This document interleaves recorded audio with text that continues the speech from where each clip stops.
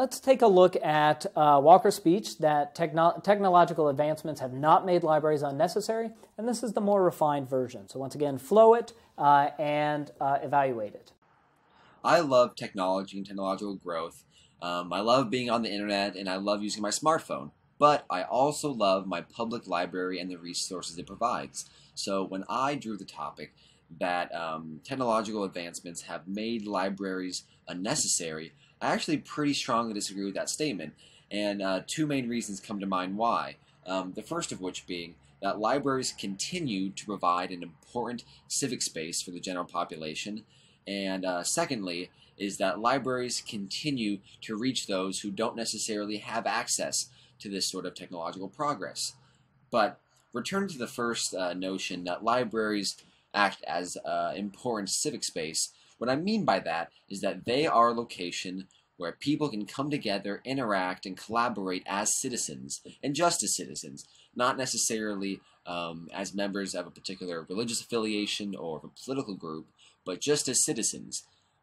So this can take the form of just a simple meeting place, or it can be a place where people can gain information or gain access to very important civic materials such as governmental forms. But as a meeting place, libraries are safe, they're reliable, they're well lit, people know where they are as they're generally essentially located. So in these ways, they provide an excellent meeting place for the general population.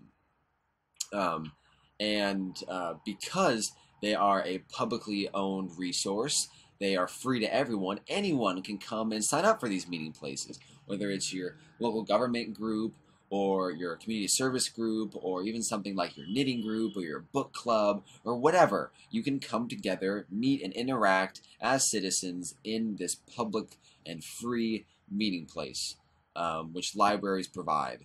And that is something that simply internet and technological progress cannot replicate. Sometimes you simply need to meet up in person and interact like that.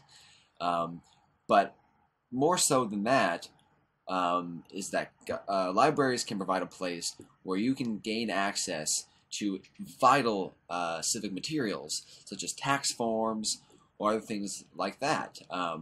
Like with taxes in the United States, it can also be very confusing to find and fill out the correct tax form. So if you didn't get your 1040 tax packet sent to your house, if you go to the library, guess what? It's right there waiting for you.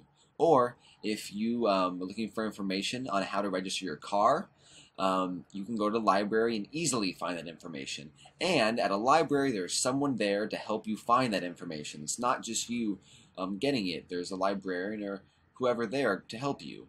Whereas at home, you might spend a very long time trying to find the correct information or paperwork. You might not know where to look for it, or you might find the wrong thing and fill that one instead. So in this way, libraries provide an excellent way to both meet as citizens in this public place and to find this vital public information that we all need. But getting beyond this important civic space resource the libraries provide, libraries are a way to reach those without this sort of technological progress. I bring that up because when you say that technological advancements have made libraries unnecessary, you're assuming an equal level of access to both libraries and technology that we know is simply not the case.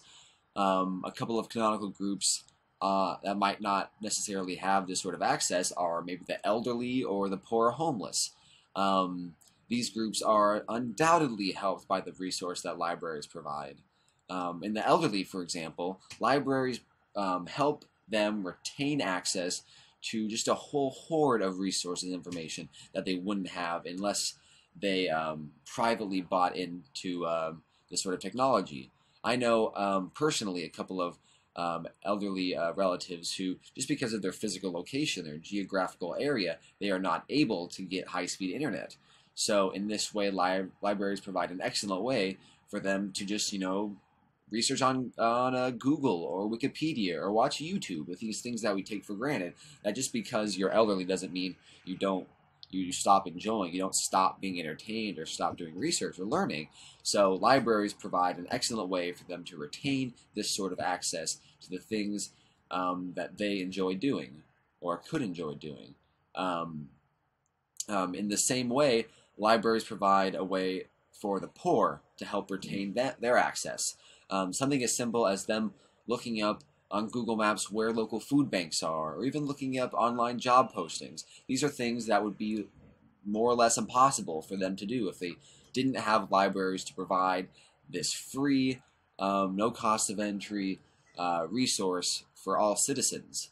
So this is something that, by definition, the internet or technological progress can't duplicate or completely take away from libraries, because not everyone has this sort of technological progress. So in the end, no one's really saying that technological progress is bad, or that libraries are the end-all, be-all public resource, but there are certain things that libraries need to provide, and there are certain things that the internet and technological progress cannot take away from these libraries.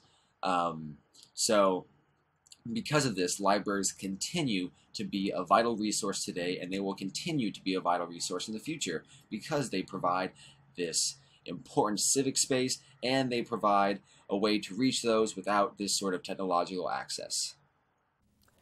So that was significantly better than his rougher version.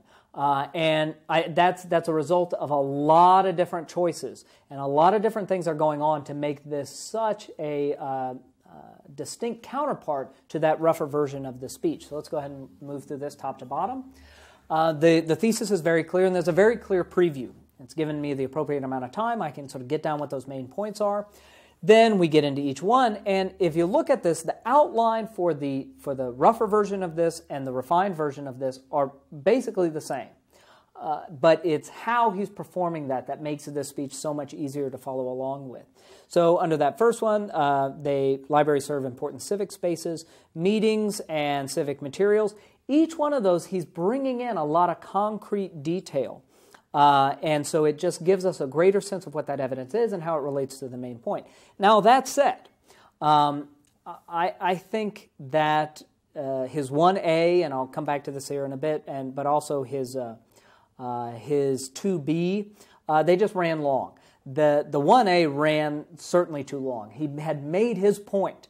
I get it. I understand why libraries continue to be good civic meeting spaces. And once he made that point, he probably spent another 7 or 8 sentences continuing to talk about it. So I think he could have jumped out of that point a little bit sooner. Certainly it didn't hurt the clarity of the speech, right? That more detail added to my understanding of his 1A, but it did harm just a bit the pacing of that speech. He made his point. He could have moved on to that 1B a little bit sooner. The 1B was fine. Overall, and this is true in his point 1 and his point 2, that I can feel the chunks of this presentation. So you may recall in the rougher version of this, there was no sense of chunking, no sense of 1A versus 2A, or 1A versus 1B. But that is all over this version. I get a real clear sense of where the point begins, where the point ends, and it feels like there's a beginning, middle, and end to his 1A. There's a beginning, middle, and end to his 1B. And he's just got these performative chunks, these performative nuggets, and they're very clear to distinguish. He's got a very nice natural transition from the point 1 to point 2. But as we get into that point 2, I do think he needed to end sooner. That 2B just ran long. He made the point. He crossed that threshold, and that's certainly a matter of feel. But he crossed that threshold, and I think he just needed to jump out of that point 2 sooner. So I think overall, it's a very good speech, but it could probably be tightened up a little bit. We could, after making the claim, after hitting that level of evidence where you're like, that's it, the audience understands, get the hell out of Dodge. You're done with that point. Move on to the next bit. In terms of the delivery, when you listen to this, there is an entirely different vocal tone in his good speech as there was in the rougher speech. It sounds different. There's much more vibrancy in his voice. Certainly he's going a little bit faster. And it matches on top of where the beginnings and ends are to those discrete chunks of his performance. He still has a lot of ums, ers, and ahs. That's just there. but it is in no way nearly as distracting, problematic, or harming clarity as much as it was in the rougher version. So some of those ums, ers, and ahs are still there, but they are less frequent, and they're falling more in places where they're not breaking apart the phrases that he needs to get out. So if we move through the evaluation rubric, the main points, I thought those were excellent. Those are very, very good. I shouldn't say very good since that's an item on here. They are excellent. The support, I would say, is excellent. In this sense, I would say, yeah, you know what, he could probably discuss it a little bit less, but I wouldn't necessarily move this down into the good category. I would keep it in the excellent category. If he had gone like 30 minutes, or no, that's an exaggeration. If he had gone a full minute on each one of these, or a full 2 minutes on each one of these, then maybe I'd push that down to the good. He went a little bit long, so I'm going to go ahead and keep that invention support item still in excellent. Arrangement, excellent. It was clear, well arranged, and it didn't feel forced. So there was a natural arrangement to it, and he performed that well. And then finally, delivery. Yeah, I would still have this maybe a little bit between good and excellent, so I'd slide it into excellent. The ums, ers, and ahs were still there, but they weren't nearly as distracting. As I've been doing these videos, these evaluation videos, I've been asking you to fill out the evaluation forms yourselves, or at least be thinking about it.